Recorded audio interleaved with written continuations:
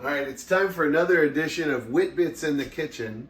And today's Whit Bits in the Kitchen comes with a little bit of a story. In fact, it's the story of how we named our channel Whit Bits. When I was a kid, I would come home from school and I would make my own after-school snack. And I'd do a bowl of cereal or maybe make some mac and cheese. And then I got this idea, because I really liked fried bologna when I was a kid, that I would take bologna and fry it up for myself. And I innovated this certain way of frying up bologna. So you can come down here. This is what I would do. Normally people fry bologna, they cut it kind of 4 ways like this. You know what I mean? Yes. So that it stays flat. I never ever fried bologna. You never fried bologna? No. Okay, so, but what I would do is I started to do this. You decided to take it to another level. That's right. I would cut up bologna. This is me by myself after school. I would cut up a few pieces of bologna just like this. And I turned it into these little bits that I would call... Bite size. Yeah, bite size. Oh, I'm going to turn the stove on here. I would call these Chris Whitler's famous bologna bits. That was the name I gave it when I was a kid. Now, what made him famous? To me, they were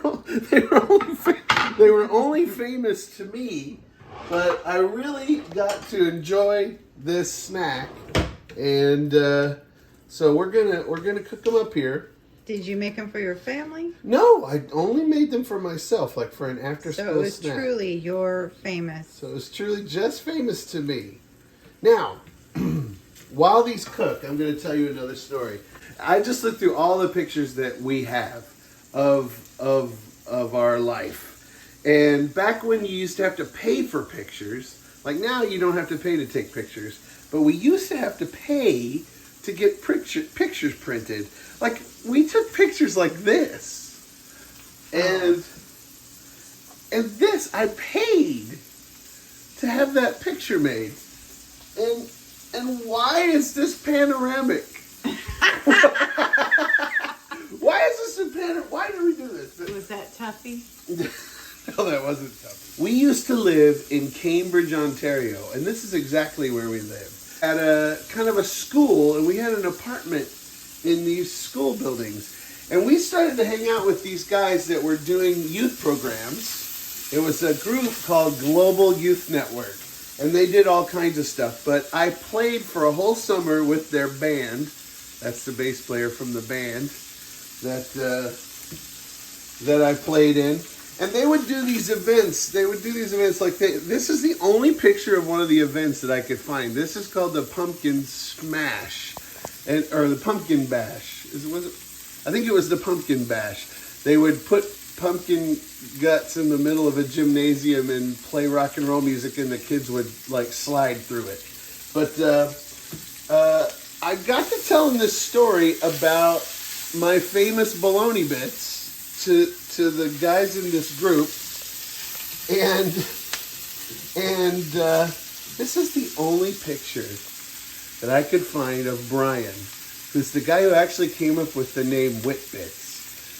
Brian was the guitar player in this band, and we went away on a trip, and when we came back to our little apartment, and in fact, here we are, look at that, we're standing in front of our apartment door. That's pregnant Amy and Chris standing in front of our apartment door. Amy and Chris. Just above this door was a sign. When we got back from our trip, just above that door was a sign that said Whit Bits, or world famous Whit Bits, or something like that. It was like a wooden sign. It was blue with hand painted letters. I wish I would have kept that sign, but I did not, and I could not find a picture of it. But that was just above that door. And what they did was they thought that for their next event, which was called Global Youth Fest, that they would make me like a trailer, which right now it's kind of like what a taco truck is, but they would build a little trailer for me with electricity in it so I could have an electric skillet, and I would fry bologna bits for the kids, and they could come up and get a bowl of bits for $1. And so they hung the sign up above the trailer, and for the whole event, so it was like a 3-day camp. For the whole event, I spent that time in that trailer cooking up my famous bologna bits. But by this time, it had been given the name Whit Bits. So here we are. They're almost done. I want them to be I like them to get crispy. So, you know, when you fry bologna, you sort of like it crispy, It's right? bothering me that there's a little piece of bologna outside the pan. Let's get rid of that. How you can order it different ways. Yeah. So the kids would come up and they'd order a bowl of bits. And we said, you know, bits with unlimited fixings. So we had fixings. So we had all the fixings. We had sour cream. We had cheese. We had peppers and onions, which I didn't make here. We had salsa. There was mayonnaise. You could put mayonnaise on it. I don't remember the mayonnaise. They loved it. And in fact, one of them said he got a stomachache, but he came back for more. There were a few kids that had a stomachache that night. It caused quite a stir, the bologna bits. People really loved them. They could buy a soda, they could get a bowl of bits, and put all they could eat toppings on it. And so now I will show you a couple of different ways you can serve bologna bits. Now, as a child in Kentucky, simplicity was the order of the day. This is how I ate them. Bologna with a little cheese on it. Just as this is Chris Whitler's famous bologna bits. Oh, good. Like a ratatouille moment. You remember not quite ratatouille, but I do like it. The kids at the camp could order all the toppings. However, the final iteration of Whit Bits came from the guy who coined the name Whit Bits, Brian, who's still up there in Canada. I don't have his face for you. I just have him playing a guitar.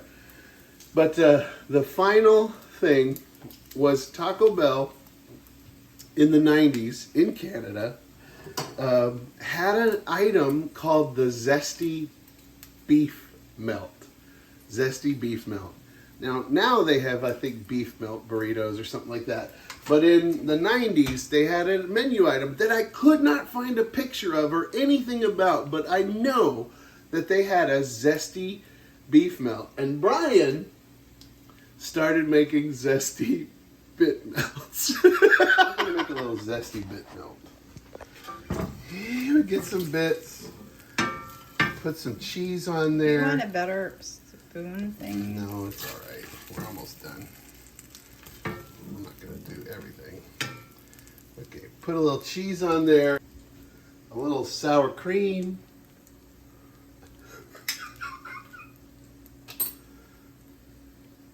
And a little salsa. And there you go. Wow, it's just like Taco Bell. Just like Taco Bell. The Zesty Bit Melt. Yeah.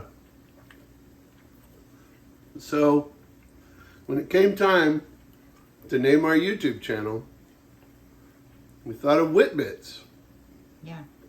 The world famous Whit Bits. Because we're a bunch of baloney. So you know what time it is. Bit time. It's time to show the cats.